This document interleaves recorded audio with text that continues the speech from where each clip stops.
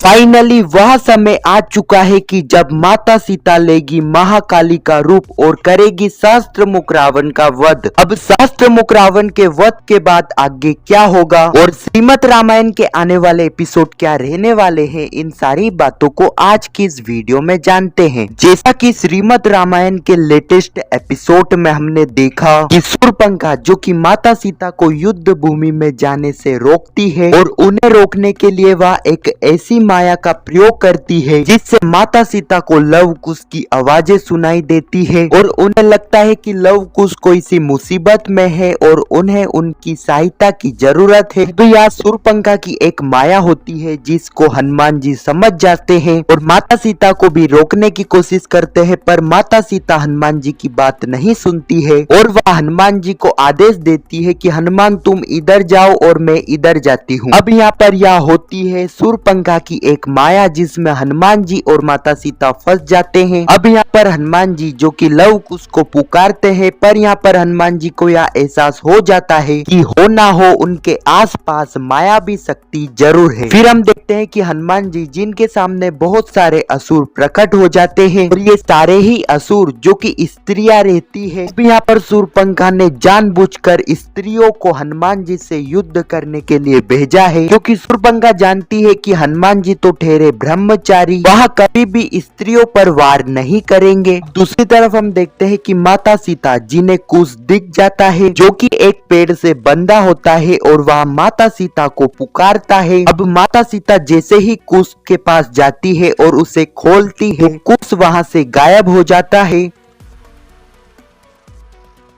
फिर हम देखते हैं कि माता सीता जो कि उस पेड़ से बन जाती है और उसके बाद शूर्पणखा भी वहां पर प्रकट हो जाती है। अब यहाँ पर शूर्पणखा जो कि माता सीता के पास जाती है और कहती है कि पहचाना मुझे, मैं हूँ तुम्हारी पुरानी शत्रु शूर्पणखा। फिर हम देखते हैं कि शूर्पणखा जो कि माता सीता को कहती है कि अब मैं तुम्हारा वध करूंगी जो कि मुझे बहुत पहले ही कर देना था। जैसे ही शूर्पणखा माता सीता के ऊपर वार करती है, उसी वक्त वहाँ पर हनुमान जी प्रकट हो जाते हैं और वह शूर्पणखा को कहते हैं कि दुष्ट, तेरी वजह से तेरा पूरा कुल खत्म हो गया और तू फिर से वही गलती दोहरा रही है जो गलती तूने पहले भी दोहराई थी। फिर हम देखते हैं कि हनुमान जी जो कि शूर्पणखा का अंत करने वाले थे, पर माता सीता हनुमान जी को रोक लेती है और शूर्पणखा वहाँ से गायब हो जाती है। अब यहाँ पर माता सीता जो कि हनुमान जी को कहती है कि शूर्पणखा जिसने मुझे रोकने का प्रयास करा है, इसका कारण बदला नहीं हो सकता है, इसके पीछे और कोई सा कारण होगा। अब यहाँ पर हनुमान जी को सारी ही बातें पता है कि शूर्पणखा ने माता सीता को रोकने का प्रयास क्यों करा था, पर यहाँ पर हनुमान जी चाहकर भी माता सीता को सत्य नहीं बता सकते हैं। फिर हम देखते हैं कि माता सीता जिनके सामने वाल्मीकि जी प्रकट हो जाते हैं। अब यहाँ पर माता सीता जिन्हें यह बात पता नहीं है कि वह माता लक्ष्मी का ही रूप है। अब यहाँ पर वाल्मीकि जी जो कि माता सीता को कहते हैं कि पहचानो अपने आप को। अब आने वाले एपिसोड में हम देखेंगे कि माता सीता जी ने यह पता चल जाएगा कि वह माता लक्ष्मी का ही रूप है और सहस्त्रमुख रावण का अंत वही कर सकती है। अब यहाँ पर माता सीता उस युद्ध भूमि में पहुंच जाएगी जिस युद्ध भूमि में श्री राम और सहस्त्रमुख रावण का युद्ध चल रहा होगा। अब वहाँ पर पहुँचने के बाद सहस्त्रमुख रावण जो कि श्री राम के ऊपर वार कर रहा होगा, उस वार को रोकने के बाद माता सीता जो कि महाकाली का रूप धारण कर लेगी और सहस्त्रमुख रावण के 1000 सर जो कि कुछ ही सेकंड में माता सीता काट देगी। अब आने वाले एपिसोड जो कि काफी ज्यादा इंटरेस्टिंग रहने वाले हैं और उन एपिसोड में आप माता सीता का महाकाली वाला रूप देखने के लिए कितने ज्यादा एक्साइटेड हो, नीचे कमेंट में जरूर बताना। जब तक के लिए जय जय श्री राम।